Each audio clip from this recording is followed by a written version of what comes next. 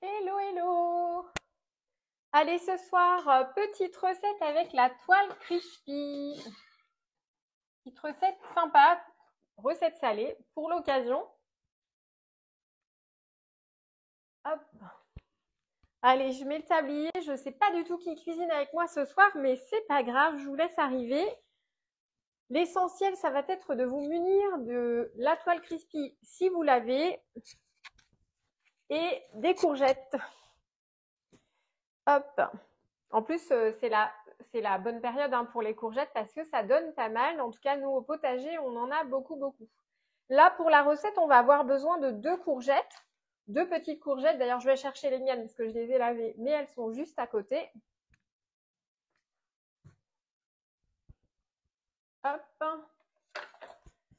Et du coup, on va pouvoir démarrer tranquillement. Donc là, l'avantage en fait de ces petites galettes, c'est qu'on va les faire cuire sur la toile crispy. Donc on a sur la toile crispy 520 petites pyramides comme ça. Donc on a simplement à poser nos aliments, que ce soit du poisson. D'ailleurs, dans mes stories, là dernièrement, j'ai fait du saumon, des pavés de saumon dedans.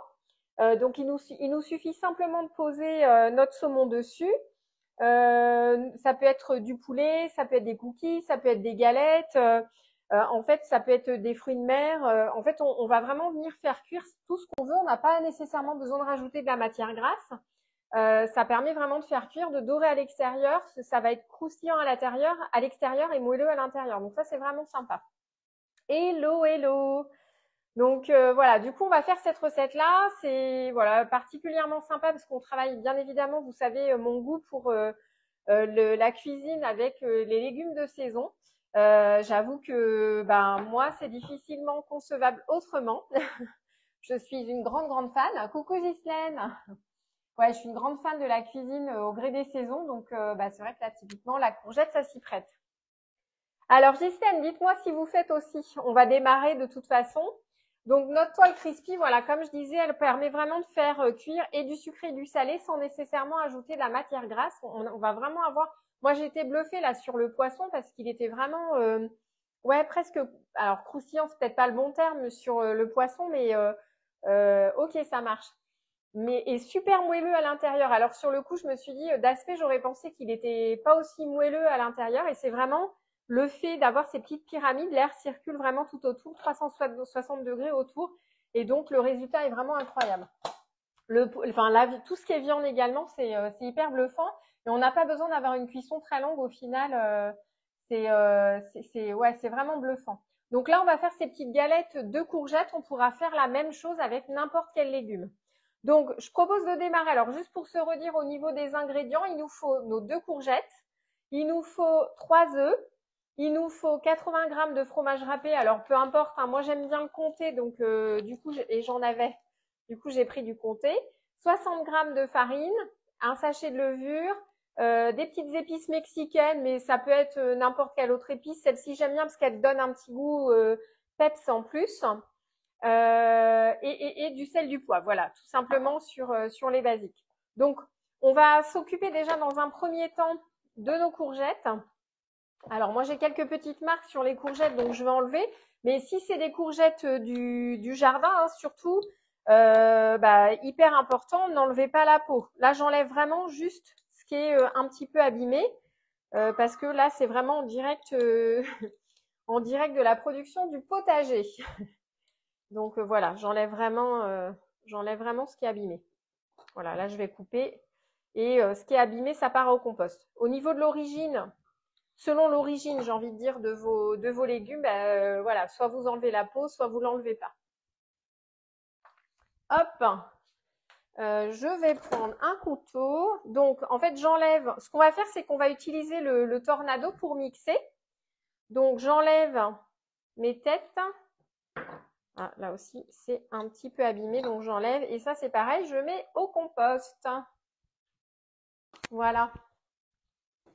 Alors, on va du coup utiliser le tornado pour mixer nos petites courgettes. Et on fera juste après le préchauffage du four. Là, on va déjà s'occuper des courgettes.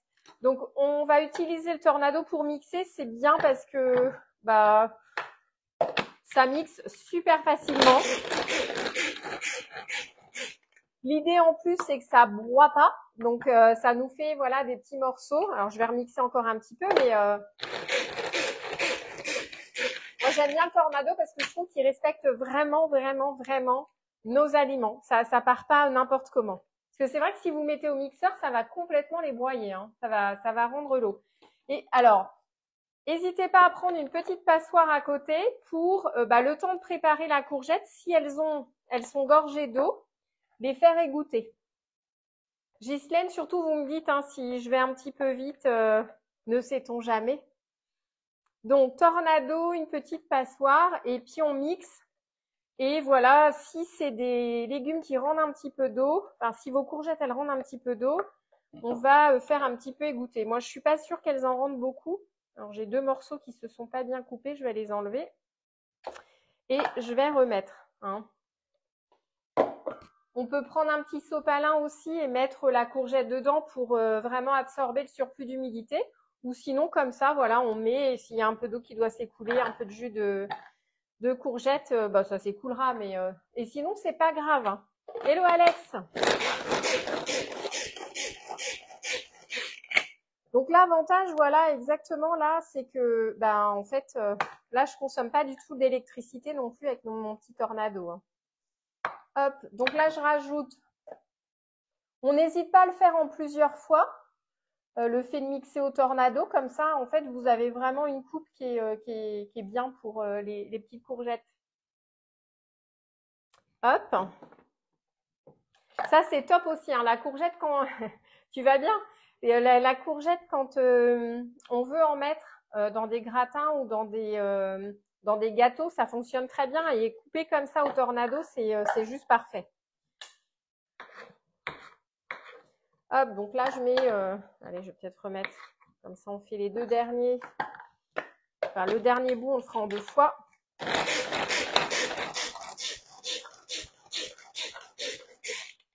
Voilà.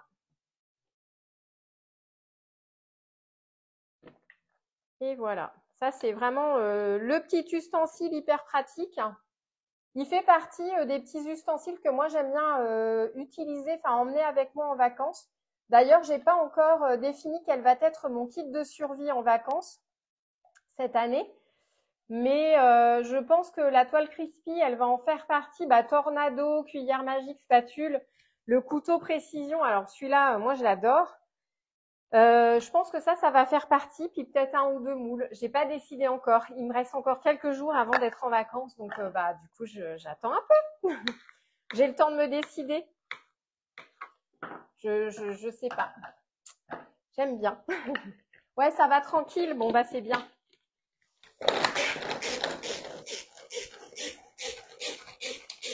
Est-ce que ça va, Ghislaine, de votre côté? Dites-moi surtout. Dites-moi surtout que je vous attende. Bon, je papote en même temps, donc normalement ça doit le faire, mais n'hésitez pas, hein, surtout. Je vais vous mettre ça quand même en face. Hein, vous voyez, au fur et à mesure, vraiment la courgette, du coup, je la mets comme ça dans la passoire.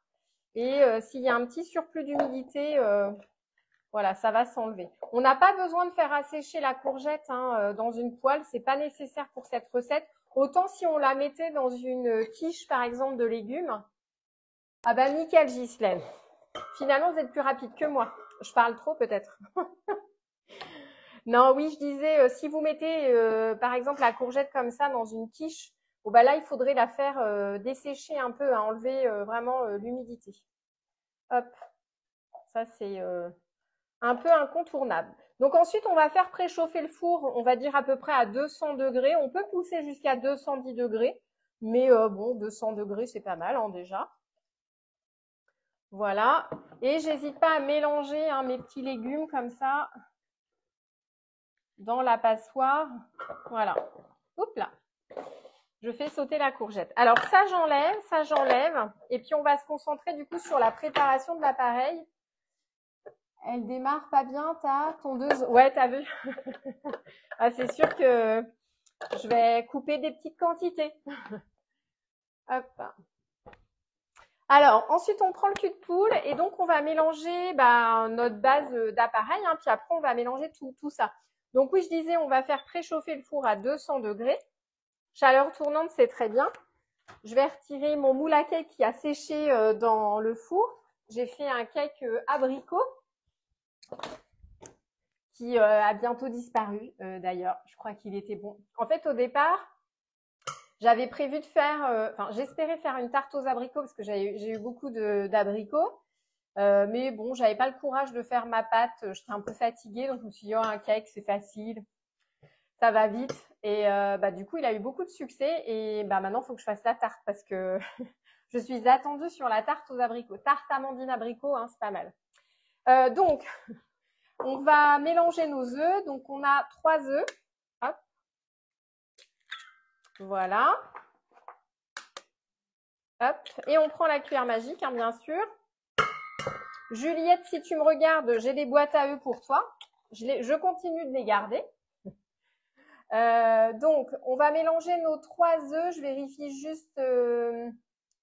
Ouais, c'est tout bon. Alors, on va mélanger nos 3 œufs. Cuillère magique, hop, hop, hop. Bon, rien de compliqué, hein, franchement.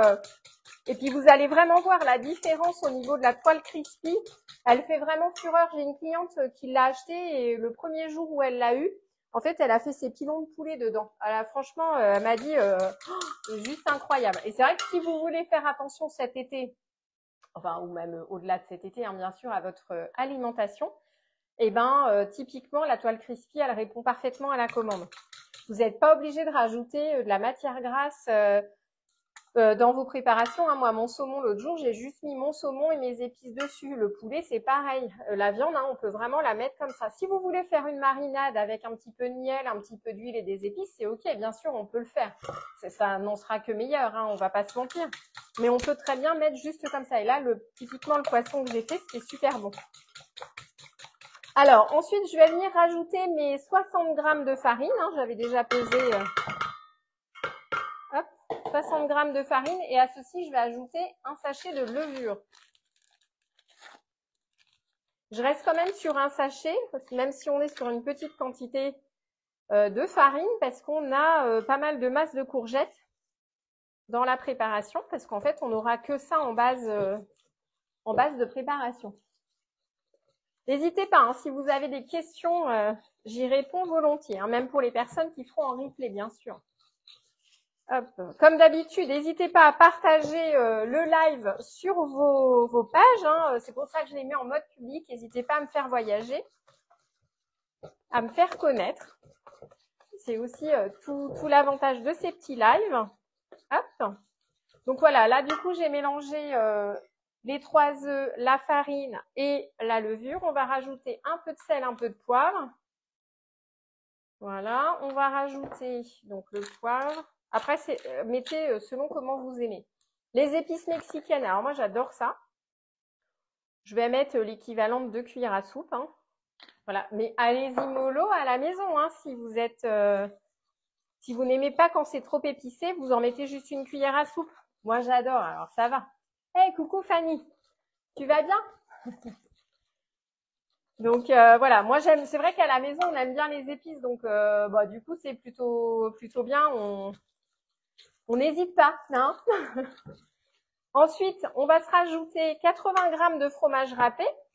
Donc comme je vous disais, moi j'ai pris du comté, mais ça peut être n'importe quel fromage, hein, aucun problème. Coucou Isa. Les Isa qui se disent coucou entre Isa. Tu vas bien Isabelle? Alors, hop, 80 grammes de fromage. C'est vrai que le comté, je trouve que dans les préparations, il y a un petit goût différent quand même. J'avoue que je crois que c'est mon fromage préféré en fromage râpé. Avec la grana aussi, qui est doux. C'est doux. Oh, j'en ai mis un peu plus. Bon, en vrai, c'est pas très grave, mais respectons les quantités quand même. Alors, hop, allez, je remélange. Et ensuite, on va venir rajouter la courgette. Donc, n'hésitez pas hein, de votre côté à bien presser la courgette. Alors, j'enlève ça. Vous savez que j'aime bien faire toujours de la place. Hop et hop, voilà. Donc, on n'hésite pas, même la courgette, à presser. Donc, je le fais au-dessus d'un petit, du bol micro-ondes. Hein.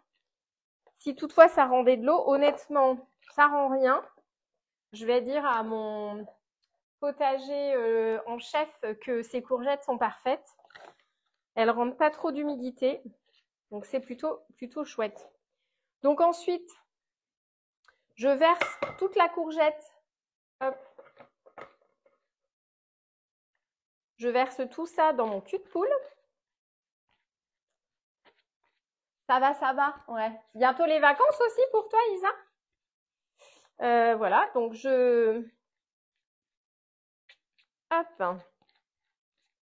hop, hop. Voilà, du coup, tout ça c'est mis. Ghislaine, toujours OK? Ça va? Alors, donc je vais peut-être enlever la cuillère magique parce que là, voilà. Je mélange vraiment maintenant mes courgettes. Ah, les épices commencent à sentir trop bon. Moi, j'avoue que j'aime bien. Je sais pas, je trouve que ça parfume. En fait, ça finit vraiment tout. C'est vrai que les épices. Donc là, il faut vraiment que notre base œuf, elle s'imprègne vraiment sur toute, comment dire, toute la courgette. Toujours OK, génial. Ah oui, t'en es loin, Isa. Ah oui, c'est du coup fin août, c'est ça, ou plus tard peut-être? Donc oui, voilà, mélangez bien la courgette hein, avec la pâte. Il faut vraiment que la base œuf, elle imprègne complètement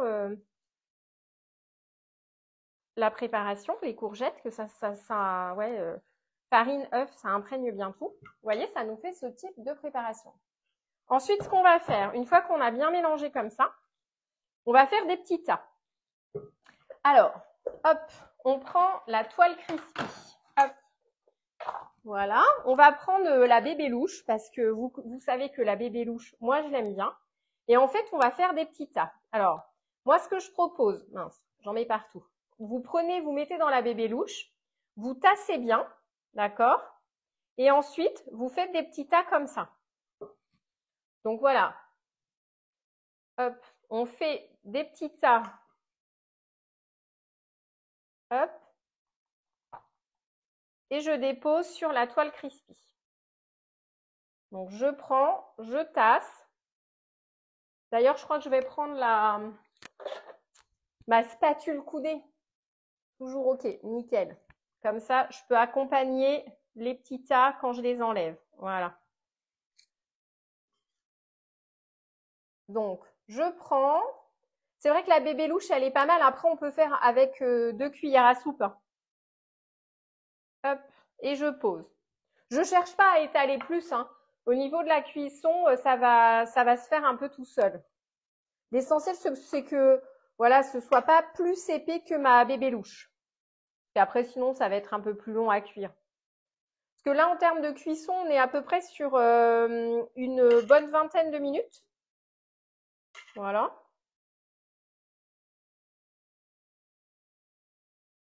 Hop, allez. Voilà.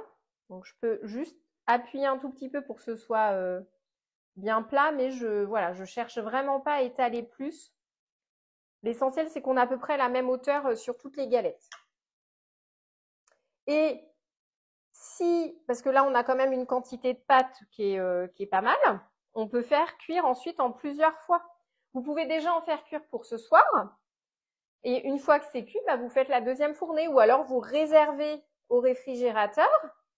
Et puis bah, vous refaites, vous pouvez les garder sous B-Save. Hein, si vous êtes équipé de B-Save, vous gardez sous B-Save et vous faites voilà une deuxième cuisson demain enfin voilà si l'objectif n'était pas de tout manger ce soir si vous aviez du monde, vous pouvez faire en 2 temps.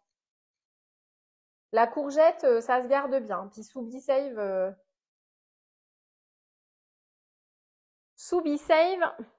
ça se garde tout seul. Hop.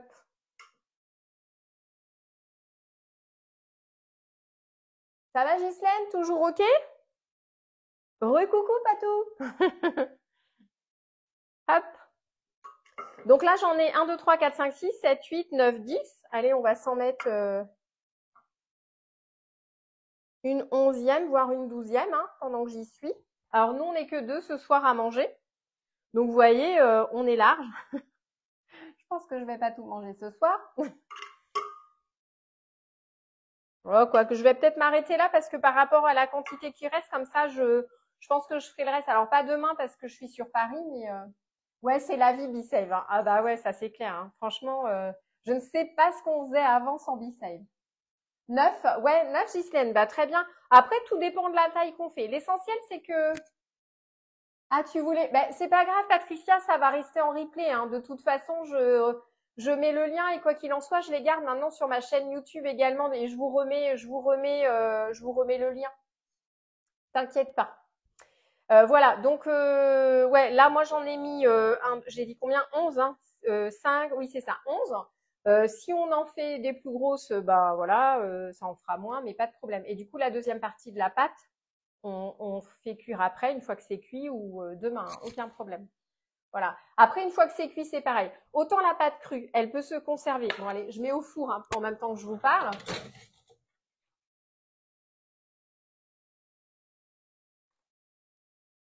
Voilà, donc je pars sur 20 minutes.